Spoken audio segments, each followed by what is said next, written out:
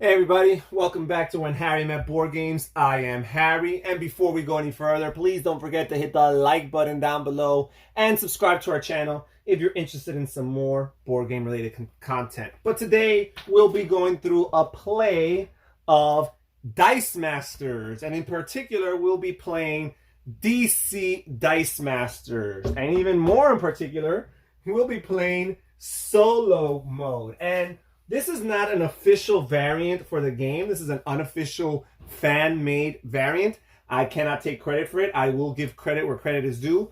BGG or Board Game Geek user named Hell Orc has uploaded a PDF file with his, own rules for solo play. I've played this variant a few times.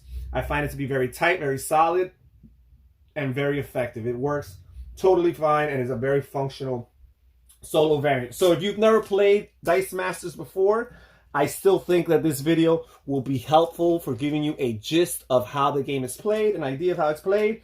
And even so, if you're curious as to how to play Dice Masters solo, again, you can get a little sneak peek here and see if this is something that appeals to you. So I have the play mats here, and here I have my starting dice. Now, there is going to be a lot of dice rolling when you're playing solo because you still have to roll the dice for the AI opponent, right? So you put your 8 sidekick dice that you start the game with. Each player starts the game with 8 sidekicks, and they're basically weak, small dice that you'll be using to acquire bigger dice throughout the game, more powerful dice, and eventually engage in combat with your opponent and their dice, and ultimately try to knock your opponent's life down from the maximum of 20 all the way to 0, which means that they're KO'd and they lose the game. This is a pool building game or a bag building game because you're building a bag of dice and you're adding more and more to your pool as the game goes on and hopefully strengthening the dice that you have. So I will put these starting dice here, and each turn, unless something otherwise specifies, you will draw 4 dice to start the game with. And of course, my first 4 dice are going to be starters, sidekicks, because that's all I have. And then you roll the dice. And then you see what you have. And now, some of these faces of the die have energy symbols. As a matter of fact, with the sidekicks, everything except for one side is an energy. And there are 4 different types of energy. Fist symbol here is one type of energy. And here, this one right here, the shield, is one type of energy. And the question mark just means it's a wild. You can choose this to be any energy you want. And what you use energy for is you use energy to acquire or buy different dice. And certain dice have a requisite or a requirement of at least one of your energies being of a specific type. So that's why the different symbols are relevant. Now, I have a total of 4 energy. I could re-roll this if, for example, I was aiming for a particular type of energy that I didn't roll, or if I wanted to roll the character side, which for the sidekicks, only one of the dice is a character side, and it looks like this. And that number on the upper left corner, that's how much it costs to field a character. In this case, 0, which means I could field it for free. That means after I roll it, I can move it into my field zone and eventually engage in combat, and it would be for free to move it into my field zone. Now, this number on the upper right-hand corner, the 1, that's how much attack I have. So this is how much attack I would deal to the player, or if he chooses to use one of his characters to block, this is how much damage I would deal to that character. And finally, the number on the bottom right-hand corner here is a 1, and that's my defense. That's how much attack I can absorb, and basically, or how much attack it needs to knock me out. So if I ever get attacked, period, because 1 is as low as I can get, this sidekick will get knocked out from the field zone, and they would go to your KO area, and eventually to your prep area, which would be added to your 4 total dice. So that's one of the ways of rolling more than 4 dice. If you had characters or dice that were knocked out in the previous turn, in your next turn, they would go into your prep area, and you would put them and add them to your 4 regular dice that you'll be rolling. I'm going to choose to not re-roll. I'll put this back at the question mark. So basically, I could buy anything that costs 4 or less. So these are my characters, right? I have 8 characters here, and I chose to make it very thematic. I chose 8 good guys to be my potential characters to draft dice from. And for the bad guys, for the opponent, I chose the bad guys to be there. And also, I'm following the rule of having a maximum of 20 dice available. So I picked and I mixed and matched and picked different dice accordingly. And there's 20 possible dice to choose from with the heroes. And the bad guys or the AI player also has 20 dice to choose from. Now, I cannot afford these two, Superman and Batman, because they each cost 6 and 5 respectively. But I can afford everything from here down. Now, in the solo way of playing this game, whenever you buy a die, you have to be very, very careful, because the way it works is, this is when the AI acquires their die. They have no separate, purchasing dice term. So every time you draft a die or buy a die, the AI player will add the corresponding die. So basically, the character that you choose, whichever character lines up with him or her on the opposite side, that's the dice that the opponent or the AI will draft. So if there's particular dice that you want to keep out of your opponent's hands, the best way to keep it is by not buying the die that aligns with it, right? So for example, if I did not want my opponent to get this Joker card, this Joker die, I would try my best to not get this Martian Manhunter dice, because then he would get that Joker dice. So I have 4, and I'm actually going to choose to draft the Flash. I'm going to draft the Flash. And basically, when you put all the energies that you use into your use pile, and here goes the Flash one. He'll be added there as well. There's no unspent energy. So each character not only has their different sides of the die, which some of them are the character sides, which tell you their fielding cost, their attack power, their defense power, but it also has energy sides. And the superheroes and the supervillains have, some sides that only have 1 energy, but they also have some sides that have 2 energy, right? So they're very valuable in that sense. So I got Flash. He also has a special power, which says if your opponent has less than 3 fielded characters, the Flash is unblockable while attacking alone. So it'll be helpful. Again, I had to meet those parameters where, my opponent has 2 or less die in the field, and where I'm only attacking with Flash. But if that aligns that way, if everything works out that way, then I will be unblockable, or Flash will be unblockable. All right, so we've got that. Now, because I acquired the Flash, the AI will acquire this Sinestro card here. And Sinestro is pretty interesting as well. While Sinestro is active, in other words, in the field zone, all other villains cost 1 less to field. And again, all of these characters on the AI side are villains. So if he is in the field, he's going to make it cheaper for the AI to get to field their characters. Again, the fielding cost is the price here on the upper left corner of a die. So they'll be easier to get them from his reserve pool into the field zone. So that's interesting. Okay, so he's got that. And now I am done with my turn. Now the AI does have a turn, and on their turn, they do not buy any dice, right? Because the way they get dice is through your turn. So because they don't buy any dice, when you roll their dice, you're aiming to get characters, right? They do not care about energy. So you roll the 4 dice. So I rolled 3 energy types and a character side, which is the sidekick side. So he's going to feel the sidekick for free. And again, in Dice Masters, you get up to 2 rolls. So after you roll the first initial roll, if you do not like what you have, you get 1 more roll, and you could choose which dice you're not interested in, and you could re-roll them. So the AI, you automatically must roll all energy types after that first roll. So now you re-roll this. All right, and now he's got a second sidekick. So those 2 will be fielded for free. Now you also look, after they're done with their turn, any unspent energy, you check and see if it could be used for any global abilities. And the global abilities refer to these different action cards. And these action cards are actually available. These are like a universal supply here that both players can purchase cards or dice from.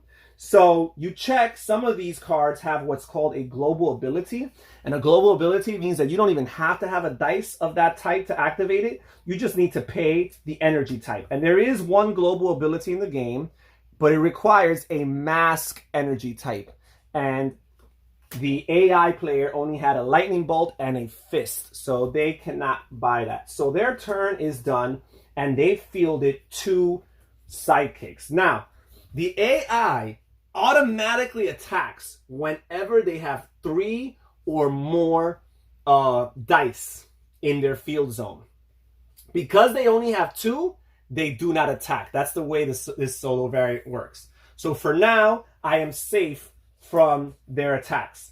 So now it is my turn, and again, I will draw 4 dice, and I will roll.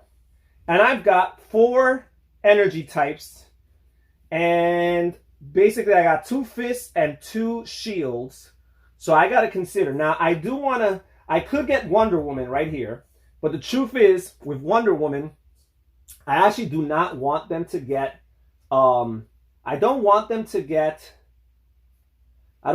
Lex Luthor, because Lex Luthor makes me pay more if he's active. It makes me pay more to buy the basic action dice. And I haven't bought the basic action dice yet, the ones that I'm interested in, so I wouldn't want to do that. I could get a basic action dice of my own. I could get this Fist of Fury, which is a good card because it automatically deals damage to the player. Sometimes it's very hard to deal damage to the player because they have enough characters and heroes and villains and so on and so forth that can absorb the damage that your characters are trying to dish out. And because of that, the player doesn't end up getting damaged. But this is a way to directly attack the player. So I'm going to buy one of these Fists of Fury. The problem is, whenever I buy an action die, the AI player also gets the same type of action die that I just got. So I am done with my turn, and now it is back to the AI player's turn. All right. Alrighty. So here we go. He rolled 1 sidekick. He already had 2 in the field. Sorry about that. And he rolled 1 sidekick, and now he's going to roll another 2. And he just rolled energy. He just rolled energy types, unfortunately. So he fields a 3rd one there. And now we check for unused abilities, and we can, or unused energies. He does have this wild, that question mark, so he can activate this global pay. And what this global pay says, once per turn, during your turn, if you have no dice in your prep area, and this is the prep area right here, you may draw a die and place it in your prep area. So he does not have a die in his prep area. So he will take the cards, the dice that are in his used pile, because he has an empty bag. Every time you have an empty bag, it's the equivalent of like running out of your deck where you must reshuffle. So you basically put your discard pile, so to speak, here, and you reshuffle the bag, and you draw, and in this case, you're going to draw 1 die, and it's Sinestro. So Sinestro will be added, and this will be on top of the standard 4 dice that you roll on every turn. So he will have a 5th die to roll next turn, and it will be Sinestro in particular. Now, again, he has three dice in the field. So now he must attack. And the way attack works is he needs to leave 2 people behind. He needs to leave 2 characters behind to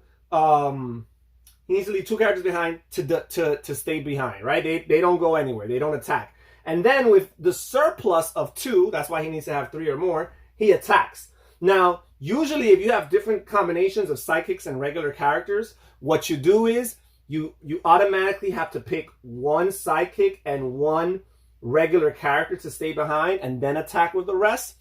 The rules say to choose at random.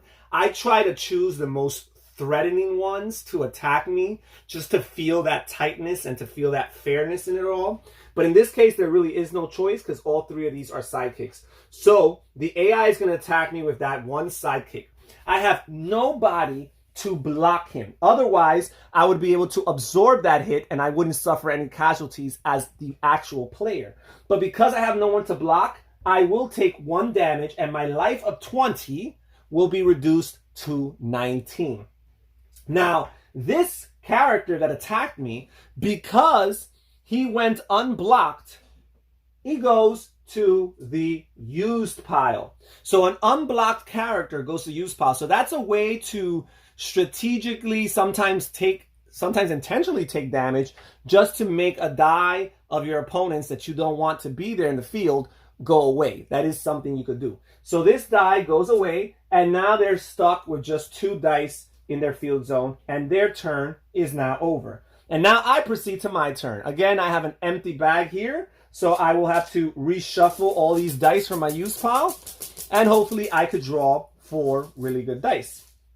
So here's 1, here's 2, here's 3, and here's 4. I just drew all starters, unfortunately for me. All right, here we go. There we go. And I rolled 3 of these. So I'm actually going to field this die here because I'm starting to see that this player might become a threat. So I want to have some people in the field to potentially block with. So I'm going to field him for free. And I'm going to use these 3 energy types, and one in particular is a shield, to draft this Aquaman, who requires at least one of them being a shield. So I will draft Aquaman, and Aquaman has a special power here. While he's active, other Justice League characters get +1 attack and +1 defense. So Aquaman is a great team player. If he's on the field for you, all your other Justice League dice, which in this case it's all of my other dice except for Green Arrow here, they're all going to have one more attack and 1 more defense. That's very, very powerful. So I've drafted him, and because of the rule of the solo variant, the AI will draft Captain Cold here, which I will add here to their used pile. And that's pretty much it. I am not going to attack. I'm just leaving this sidekick here to defend against the AI. All right, and now the AI will draw 4 dice. They only had 3 in their bag. So they will put their used pile back here, shuffle up, draw 1 more. Still has a chance of getting that Captain Cold. They didn't. And they will add this Sinestro, which was in their prep area, to their dice pool, and they will roll 5 dice here. Here's 5 dice. Okay, so with the action dice, you are aiming to have action sides. So this is an action side. He will keep this. This is a character side of the Sinestro die, so you will keep that. But we will re-roll the 3 energy types here. We will re-roll these, and we got 1 sidekick here and 2 energies. Now, the sidekick will be fielded for free. Now, whenever there's a choice of fielding character dice that actually costs money to field, according to this solo variant, you always start with the character that's the most expensive, field that character, and then if you still could afford others, work your way down. In this case, this Sinestro and each of the character sides of the dice have 3 different levels. You have the first level, the second level, and the third level, each level getting gradually stronger and also more expensive. This side costs 2 energy types or 2 energy to field. So he has exactly 2 energy, which he'll use to field the Sinestro die. And again, this sidekick will be done for free. Now, we will attack. And in this case, again, the AI needs to leave 2 players, 2 dice behind, and it has to be, if possible, 1 sidekick and 1 regular character. And they will attack with these 2 sidekicks. I have 1 sidekick that I could defend with, and I will. Now, when you defend, you can take any dice of your that you have in your field and assign it to block whichever die that's attacking that you choose to. So the defender has a little bit more say in that matter. The offensive player just says, I'm attacking with these characters. They don't choose which corresponding characters they actually engage in battle with. The defender chooses who does the blocking. So I'm going to block. It's either way, it's the same. They're both sidekicks. I'm going to block one of these. And what happens is, because they both have an offensive 1 and a defensive 1, they have enough power to knock each other out. And what happens is They go into each of our own KO piles, and in a future turn, they will go down to our prep area and they'll be added to our standard 4 dice that we're rolling. Again, this is a way of having more dice added to your roll. So they both get KO'd. Now, this guy here goes unblocked. And because of that, I will be dealt 1 more damage as a player, knocking me down to 18. And again, this guy, because he went unblocked, will go to the used pile. And now the AI is done with their turn, and it is my turn yet again. And I will take out 4 dice from right here. Alrighty. And I will add this die here from my prep area. Wait, I did forget one thing. They rolled this action die last turn, and it's the side with one little symbol here, one surge symbol here. And according to this action card, Fist of Fury, you deal 1 damage to a target player, not a character, the actual player. But if you have the little star, the little asterisk, it says you deal 2 damage to that player. So they're actually going to deal 2 damage to me, knocking me down from 18 all the way to 16. So the AI is off to quite a start. Okay, here are my 5 dice that I'll be rolling. I'm sorry, that's theirs. And one of them is one of those action dice, so hopefully it's good for me too. Okay, so I am going to... some tough decisions to be made here. I've got 5. I could potentially... I can't afford Batman.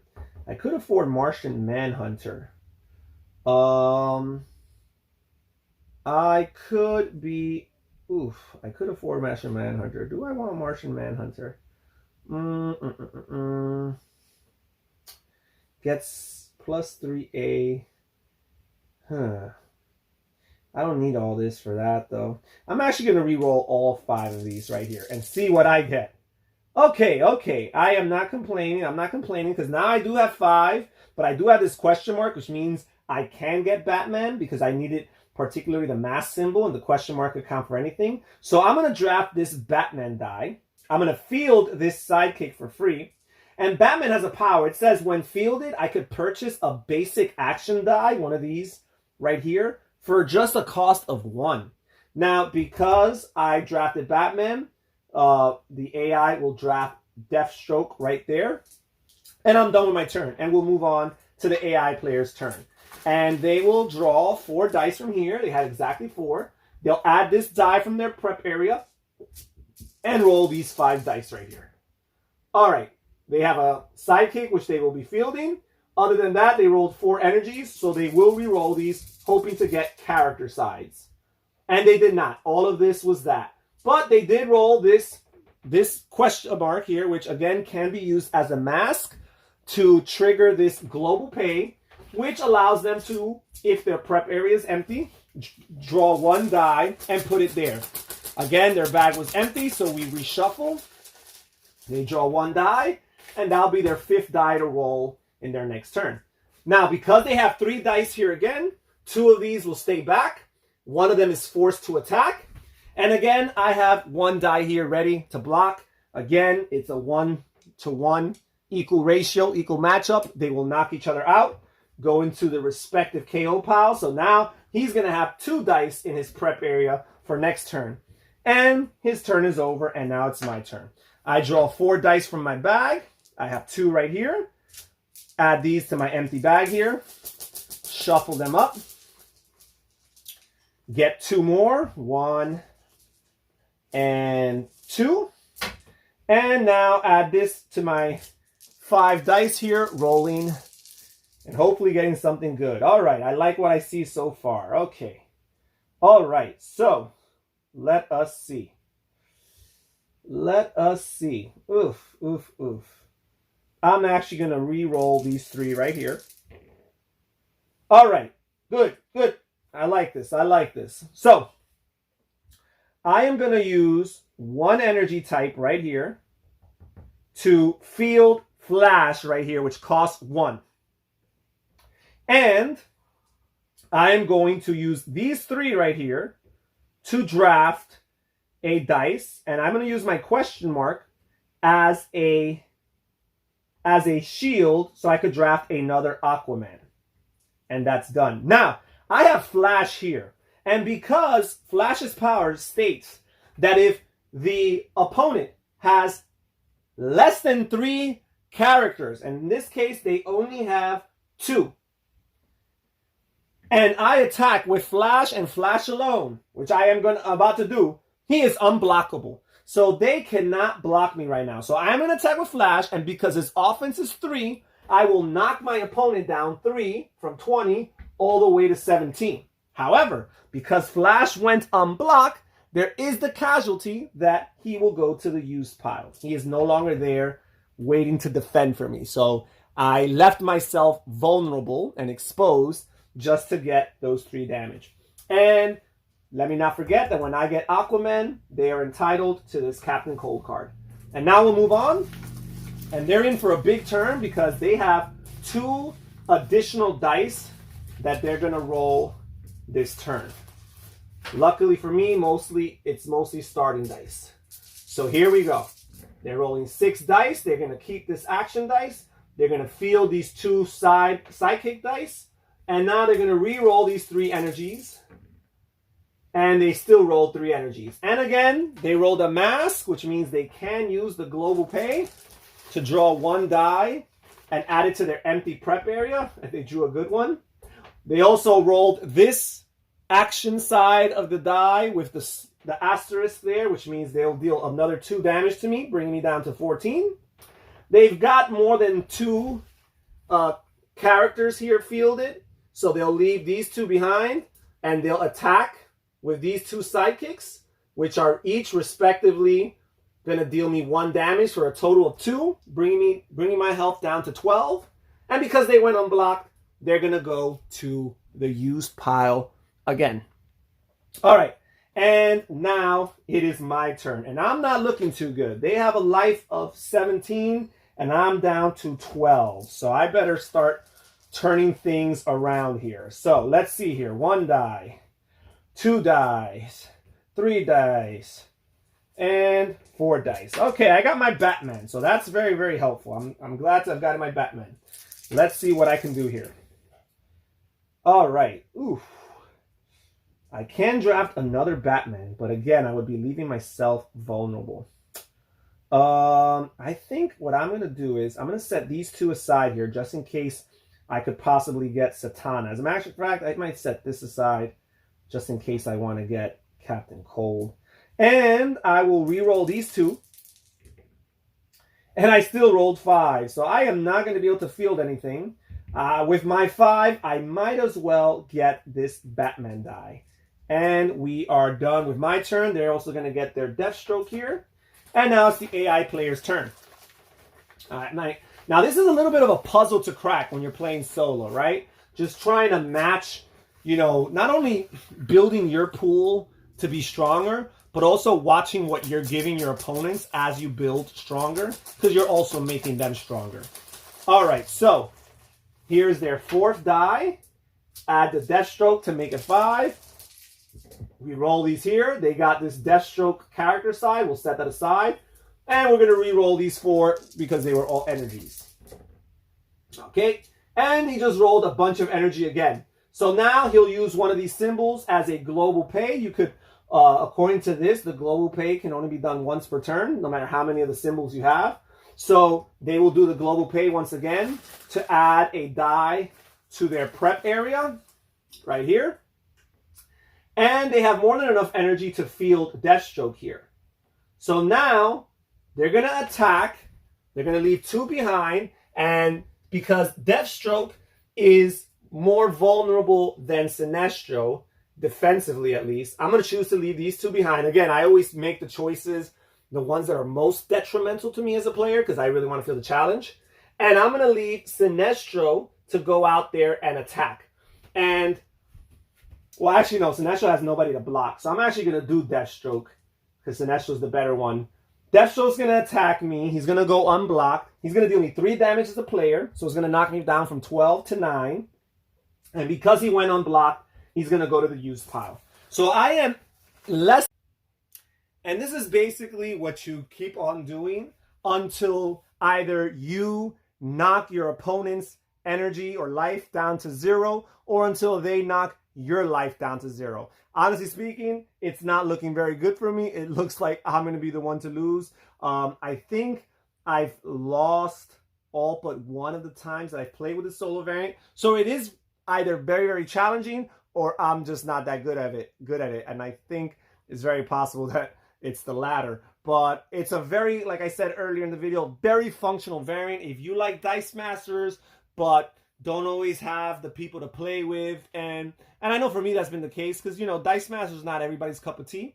It is a collectible game, so there is a little bit of investment into it, and you want to perhaps get your money's worth out of your investment, but you don't always have people to play with, or you're not necessarily interested in like getting to the tournament scene. You want to play casually. So you know what? Let me play some solo. And again, I think that this is a very functional way. It's a good way to test out your different combinations, even if you want to play competitively and you want to see how different cards combo with one another and how they work well with one another. Then again, the solo variant is a good thing for you to do that. Well, that's it for today, guys. This is the playthrough of Dice Masters, in particular DC Dice Masters, and the solo variant by BGG user Hell Orc. Thank you so much for that variant, my friend. This is Harry from When Harry Met Board Games saying, everybody take care, stay safe, and have fun gaming. Bye-bye.